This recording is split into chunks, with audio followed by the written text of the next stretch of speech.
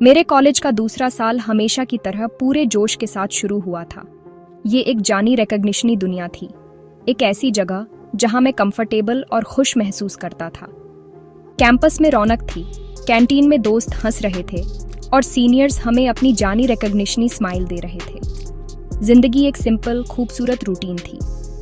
हमारे पास मस्ती करने के लिए अपने पसंदीदा स्पॉट्स थे, हमारे इनसाइड जोक्स थे और हमारे छोटे मोटे एडवेंचर्स थे।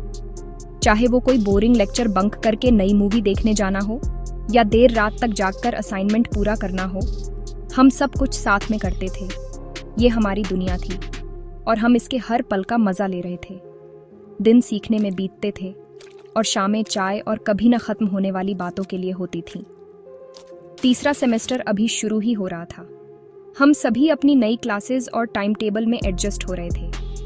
इंग्लिश डिपार्टमेंट में एक नए टीचर के आने की बात चल रही थी। हमने हॉलवे में फुसफुसाहटें सुनी। कुछ कहते थे कि वो बहुत स्ट्रिक्ट हैं, जबकि कुछ कहते थे कि वो बहुत ब्रिलियंट हैं। मैंने इस पर ज़्यादा ध्यान नहीं दिया। एक नया टीचर, बस एक नया टीचर है, मैंने सोचा। मेरे लिए कॉलेज लाइफ दोस्तों और मस्ती के बारे में ज़्यादा थी। सब्जेक्ट्स इम्पॉर्टेंट थे, बेशक, लेकिन क्लासरूम के बाहर हमने जो एक्सपीरियंस शेयर किए वही सचमुच हमारे दिनों को खास बनाते थे। हमें ऐसा लगता था कि हम इस जगह के मालिक हैं, कॉरिडोर में अपनेपन की भावना के साथ चलते हुए। फिर एक सोमवार की सुबह वो हमारी क्लासरूम में आई। क्लासरूम जो एक पल पहले ही गपशप से गूंज रहा था, पूरी तरह से शांत हो गया। वो वैसी नहीं थी जैसा मैंने सोचा था। वो यंग थीं और उनकी आंखों तक पहुंचने वाली एक लवी स्माइल थी। उन्होंने अपना परिचय मिस अंजलि शर्मा के रूप में दिया। उनकी आवाज़ सॉफ्ट लेकिन क्लियर थी और वो एक शांत आत्मविश्वास के साथ बोलती थीं, जिसने तुरंत सबका ध्यान खींच लिया। मैंने खुद को थोड़ा सीधा बैठा हुआ पाया।